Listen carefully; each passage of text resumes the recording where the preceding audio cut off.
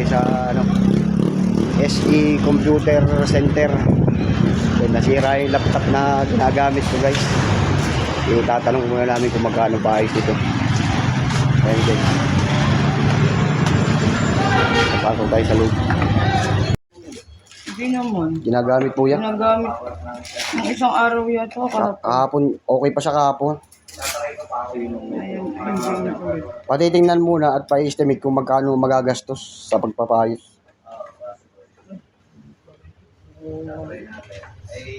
Bigla siyang hindi na nabuhay. Yung sa akin, parang pag-inom.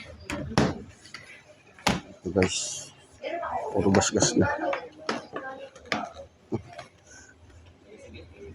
Yung mga use na eh.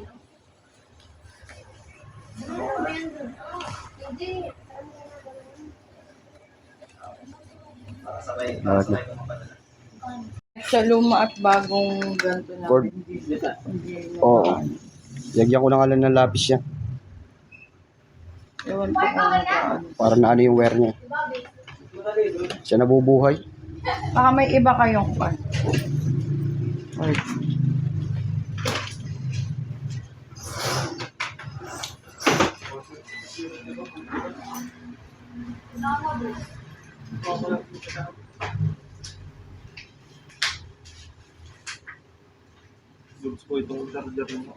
Okay nga po yan, yung wire na yan.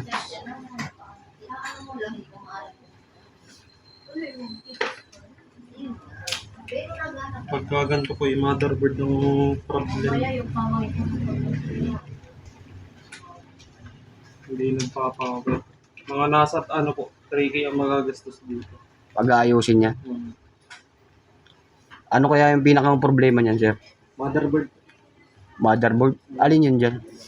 Sa loob po yun, yung mismong motherboard na ano. Ayun ang papalta? Hindi papalitan sir, re-repair lang po. Ay, re-repair lang. Pero Kasi yun ay papalitan sir, mahal lang motherboard ng ganyan.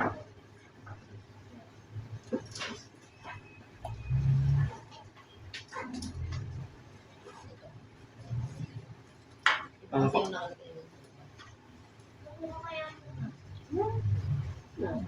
Ano kaya maganda remedyo niyan? mga hanggang kail ang ano makukuha pag halimbawa. Pag pinaguni ko ngayon, mamaya mati-check po. Within hanggang mamayang hapon. Ang ano yan.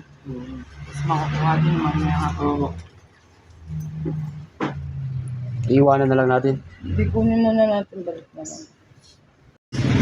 Motherboard ang nadali. I-repair. Ang magagastos daw ay nasa 3K. Ayan. Mag-a-delay siya pa tayo kung saan tayo makaka-delay siya ng pampayos niya. Baka mataglan pa yan. Hindi na tatapusin itong video ito guys. Ayan, maraming salamat ka. Mga viewers natin dyan, lalo na kayo nagpapa-shoutout si CB Sablawon. Shoutout sa inyo dyan. Maraming salamat kay FB23. Ayan, partagulan natin yan guys, si FB23.